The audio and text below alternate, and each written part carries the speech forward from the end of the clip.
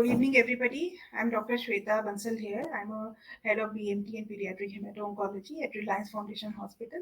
Today is our episode 5, जिसमें हम लोग ट्रांसप्लांट के रिलेटेड कॉम्प्लिकेशंस क्या होते हैं पोस्ट ट्रांसप्लांट उसके बारे में बात करेंगे.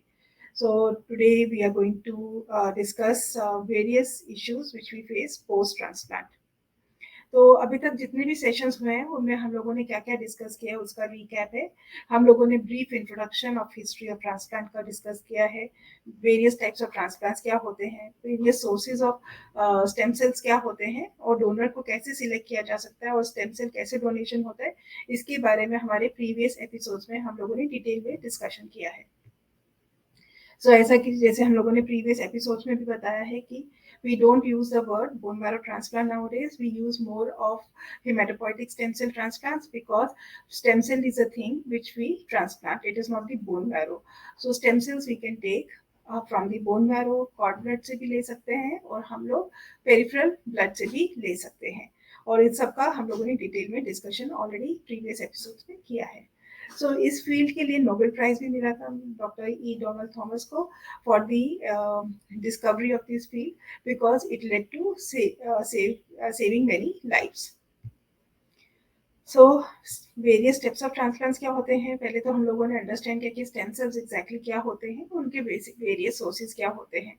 देन हम लोगों ने डोनर को कैसे सिलेक्ट कर सकते हैं, एचएलए टाइपिंग क्या होती है और ऑटोलोगस और एलोजेनिक ट्रांसप्लांट कैसे होता है और डोनर स्टेम सेल डोनेशन किस तरह से कर सकते हैं, एफारेसिस में क्या होता है, बोन मैरो कलेक्शन में क्या होता है, कॉर्ड ब्लड कलेक्शन में क्या होता है और वेरियस टाइप्स ऑफ प्रोसेसिंग क्या होती है, जिसमें हम लोग या तो पेशेंट को अनमैनिपुलेटेड स्टेम सेल्स देते हैं जिसमें कि हम लोग कुछ भी चेंज नहीं करते और जैसा का जैसा स्टेम सेल निकालते हैं वैसा ही पेशेंट को दे देते हैं, और या फिर हम लोग स्टेम सेल्स को मैनिपुलेट करते हैं जिसमें से जो सेल्स जो इम्यून सेल्स होते हैं जो कि रिएक्शन कॉज करते हैं बॉडी के अंदर, हम लोग उसको निकालते हैं. तो डिफरेंट टाइप्स ऑफ ट्रांसप्लांट्स होते हैं और डिफरेंट टाइप्स ऑफ नीड्स होती हैं. Depending upon that we decide where we have to do the manipulation and where we don't have to do the manipulation. So this is just a diagram to show self means autologous and somebody else means allogenic. So autologous transplant में हम लोग stem cells जो है वो patient से ही लेते हैं और allogenic में हम लोग brother sister parents और फैमिली के किसी पर्सन के साथ जिसके साथ फुल मैच है उससे ले सकते हैं. जबकि अनरिलेटेड ट्रांसप्लांट्स में हम लोग किसी से भी ले सकते हैं वर्ल्ड में और हम लोग ये रजिस्ट्रीज के थ्रू ढूंढते हैं जो कि हम लोगों ने अगेन डिटेल में डिस्कस किया था लास्ट एपिसोड के अंदर. सो ऑटोलोगस ट्रांसप्लांट जो अभी आप जिन लोगों ने फॉलो किया होगा ये सीरीज उनको समझ में आ गया होगा कि ऑटोलोगस ट्रांसप्लांट क्या होता है, जिसमें सेल्स लेते हैं हम लोग पेशेंट को, फिर उसके बाद कीमो देते हैं, उसकी डिजीज को खत्म करते हैं और जो उनके प्रीवियस हेल्दी स्टेम सेल्स जो हम लोगों ने क्रायो प्रिजर्व करके रखे थे वो पेशेंट को वापस बॉडी के अंदर डाल के दे देते हैं and then it engrafts and patient recovers. Allogeneic transplant में क्या होता है, उसमें हम लोग डोनर एक हेल्दी डोनर लेते हैं और जो पेशेंट है उसकी डिजीज को पहले कंडीशनिंग रेजिमेंट देके खत्म करते हैं और फिर डोनर के हेल्दी स्टेम सेल्स जो है वो पेशेंट को देते हैं और फिर वो एनग्राफ्ट करते हैं एंड वो डोनर के सेल्स जो है वो पेशेंट के अंदर आ जाते हैं और पेशेंट के अंदर डोनर के कितने सेल्स आए हैं वो हम लोग काइमेरिज्म के थ्रू चेक करते हैं. This is a picture to show how stem cell harvesting is done. This is a picture, above picture shows bone marrow harvesting and below picture, the side picture shows cord blood harvesting. और इसमें manipulated stem cells में हम लोग क्या करते हैं, जो immune cells होते हैं जैसे कि टी सेल्स हो गए, बी सेल्स हो गए, नाइव इमेच्योर टी सेल्स हो गए, उन लोगों को हम लोग निकाल देते हैं आफ्टर कलेक्शन एंड जो फाइनल प्रोडक्ट होता है वो पेशेंट के अंदर इन्फ्यूज करते हैं. तो कॉम्प्लिकेशंस क्या होती हैं ट्रांसप्लांट के बाद, कुछ कॉम्प्लिकेशंस जो होती हैं वो रेसिपिएंट मतलब कि पेशेंट रिलेटेड होती हैं और कुछ कॉम्प्लिकेशंस जो होती हैं वो डोनर रिलेटेड होती है. पेशेंट रिलेटेड क्या होती है कि पेशेंट जो है वो ग्राफ्ट जो स्टेम सेल्स है हम लोग उसको हम लोग क्या बोलते हैं ग्राफ्ट, वो ग्राफ्ट को ही रिजेक्ट कर देता है कम्प्लीटली, या फिर पेशेंट के अंदर इतना इम्यूनोसप्रेशन होता है कि उसको बहुत सारे इन्फेक्शंस हो जाते हैं, या फिर डिजीज जो है वो वापस आ जाती है, या फिर कीमोथेरेपी रिलेटेड काफ़ी टॉक्सिसिटी हो सकती है. कई पेशेंट जो होते हैं वो काफ़ी सेंसिटिव होते हैं कीमोथेरेपी के लिए, उसकी वजह से उनको ज़्यादा टॉक्सिसिटी भी होती है. डोनर रिलेटेड क्या होता है कि ग्राफ्ट फेलियर होता है, जिसमें कि जो डोनर्स के सेल्स हैं वो पेशेंट के अंदर जाके एनग्राफ्ट नहीं हो पाते हैं, तो उसको हम लोग ग्राफ्ट फेलियर बोलते हैं। या तो प्राइमरी ग्राफ्ट फेलियर हो सकता है या फिर सेकेंडरी ग्राफ्ट फेलियर होता है, मतलब कि एक बार एनग्राफ्टमेंट हो भी गया पर धीरे धीरे काउंट्स कम होते जाते हैं और अल्टीमेटली फेलियर हो जाता है। कई बार मिसमैच ब्लड ग्रुप्स जो होते हैं उसके रिलेटेड भी कुछ कुछ कॉम्प्लिकेशंस हो सकती हैं। मोस्टली हम लोग ब्लड ग्रुप नहीं देखते हैं बोन मैरो ट्रांसप्लांट के अंदर, पर मेजर और माइनर मिसमैच के अंदर कई बार हम लोगों ने कॉम्प्लिकेशंस जो है वो देखी हैं। देन हमारा सीएमवी इन्फेक्शन रिलेटेड भी कॉम्प्लिकेशंस हो सकती हैं। अगर रेसिपिएंट जो है वो सीएमवी पॉजिटिव है और डोनर नेगेटिव है, तो जब स्टेम सेल ट्रांसप्लांट हम लोग देते हैं तो डोनर को पेशेंट है उसके अंदर इन्फेक्शन लड़ने के लिए इम्यूनिटी नहीं होती है, तो उसको सीएमवी इन्फेक्शन ज्यादा हो सकता है। तो इसलिए हम लोग जब ट्रांसप्लांट करते हैं तो हम लोग सीएमवी मैचिंग भी करते हैं, मतलब पॉजिटिव पॉजिटिव सीएमवी जो पॉजिटिव डोनर भी है और रेसिपिएंट भी है, we prefer those kind of donors for those recipients who are CMV positive. And last and most important complication जो होती है ट्रांसप्लांट के बाद और जिसका हम लोगों को सबसे ज्यादा डर रहता है, that is a जीवीएचडी। G stands for graft, B stands for versus, H stands for host, and D stands for disease. So it is a graft versus host disease. दो टाइप्स के graft versus of host disease होते हैं, जिसमें acute होता है और chronic होता है। एज एक्यूट का मतलब जो होता है वो जल्दी होता है, मतलब इन 100 डेज ऑफ ट्रांसप्लांट। और इसमें मोस्टली पेशेंट की जो स्किन है, जीआई, स्टमक, इंटेस्टाइन्स है और लिवर है वो ही अफेक्ट होता है, बाकी ऑर्गन्स नहीं इफेक्ट होते हैं इसके अंदर। और क्रॉनिक जीवीएचडी के अंदर कोई भी ऑर्गन बॉडी का इफेक्ट हो सकता है। आईज इफेक्ट हो सकती हैं, माउथ ओरल कैविटी जो है वो इफेक्ट हो सकती है, लंग्स इफेक्ट हो सकते हैं, लिवर इफेक्ट हो सकता है, इंटेस्टाइन्स इफेक्ट हो सकते हैं, मस्कुलोस्केलेटल सिस्टम और जॉइंट्स जो है वो अफेक्ट हो सकते हैं। So any organ can get affected in chronic जीवीएचडी।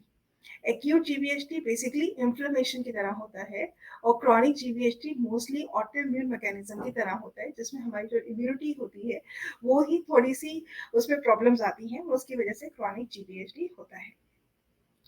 तो मोस्टली जो ट्रीटमेंट होता है वो हम लोग ग्रेडिंग की बात करते हैं। ग्रेड 1 और ग्रेड 2 जो जीवीएचडी होती है, मतलब कि वो लिमिटेड जीवीएचडी है, मतलब थोड़ी बहुत स्किन इन्वॉल्वमेंट है, थोड़ा बहुत लिवर इन्वॉल्वमेंट है, थोड़ा नौशिया है, वेट लॉस है, तो उनको हम लोग स्टीरॉइड्स के साथ मैनेज करने की कोशिश करते हैं। पर अगर ग्रेड 3 और ग्रेड 4 जीवीएचडी है जिसमें पेशेंट की लाइफ को भी खतरा होता है, उसके अंदर हमारे को सिवियर इम्यूनोसप्रेसिव ड्रग्स देने पड़ते हैं, ताकि इम्यूनिटी को हम लोग इम्यून सेल्स को जितना ज़्यादा सप्रेस कर सके, जितना ज़्यादा सप्रेस करके उनकी रिएक्शन से प्रिवेंट कर सके, वो हमारा एम रहता है। तो वो ड्रग्स हमारे को ग्रेड 3 और ग्रेड 4 जीवीएचडी में देने पड़ते हैं। तो वो ड्रग्स जो होते हैं वो इफेक्टिव भी होते हैं, पर उनके साइड इफेक्ट्स भी काफ़ी ज़्यादा रहते हैं।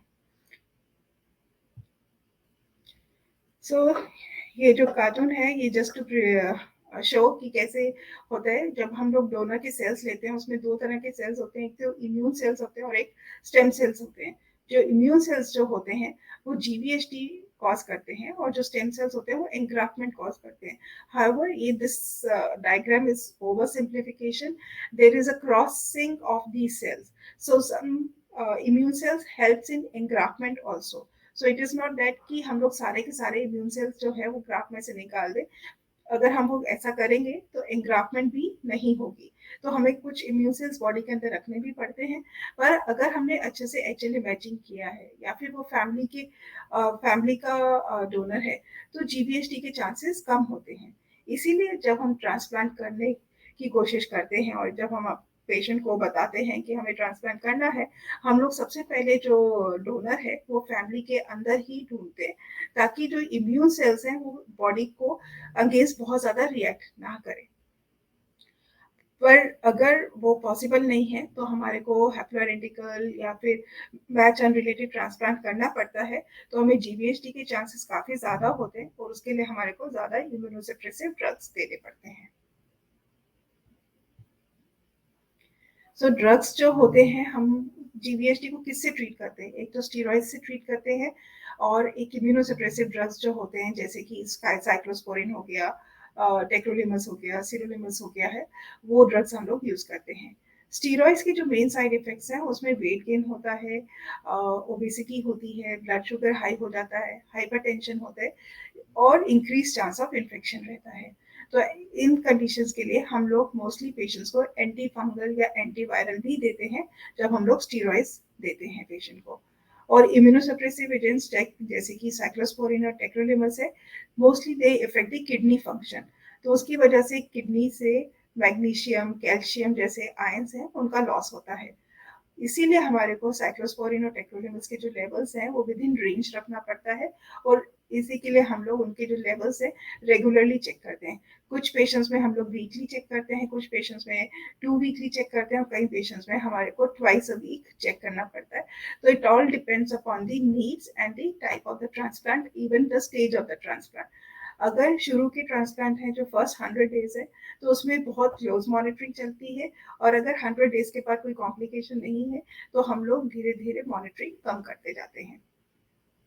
और ये जो ड्रग्स हैं ये भी हमारे को हाइपरटेंशन भी कॉज करते हैं and they causes increase in other complications as well. So as a caregiver आप क्या हेल्प कर सकते हैं पेशेंट का? सबसे इम्पॉर्टेंट है ये कॉम्प्लिकेशंस के बारे में पता होना और इनके सिम्टम्स को रिकग्नाइज करना। तो पहले तो hygiene is very very important, क्योंकि इन्फेक्शन के चांसेस जो होते हैं इन पेशेंट्स के अंदर बहुत ज़्यादा हाई होते हैं। तो daily bath is very important.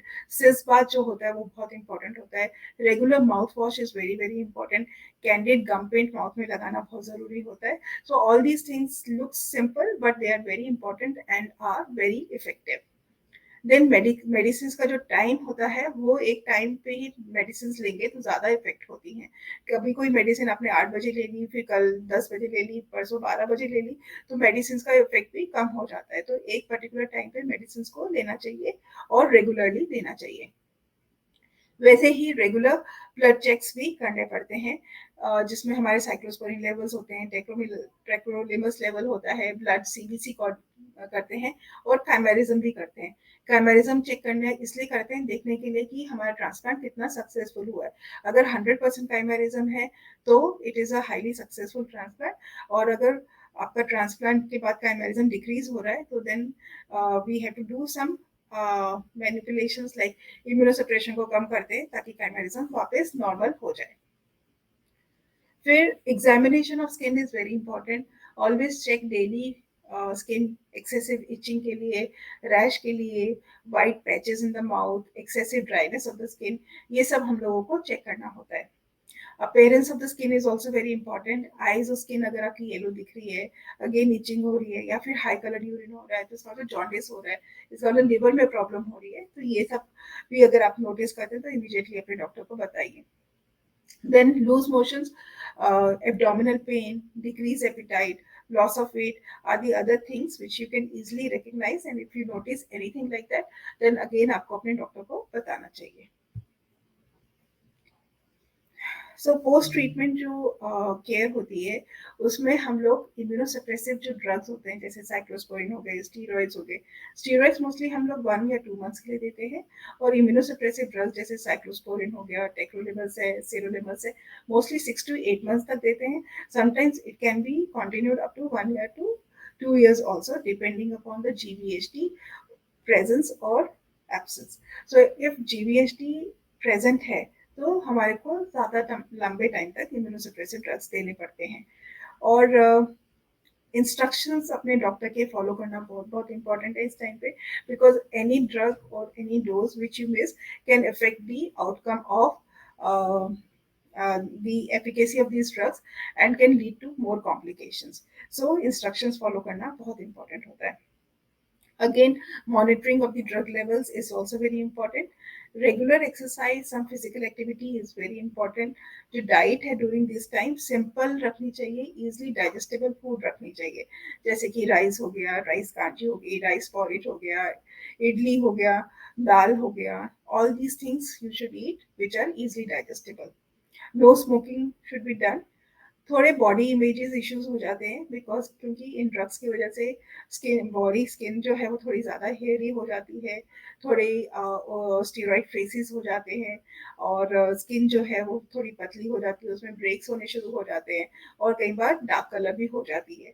But these are all very temporary changes, and as a time progresses, mostly these complications are reversible and your skin becomes in normal texture and color as before. सो इसके साथ ही हम लोग ये webinar and करेंगे। Next हमारा जो last webinar है वो followups and post transplant care के बारे में है। Any questions please write to us, and तब तक के लिए नेक्स्ट वेबिनार के लिए थैंक यू वेरी मच।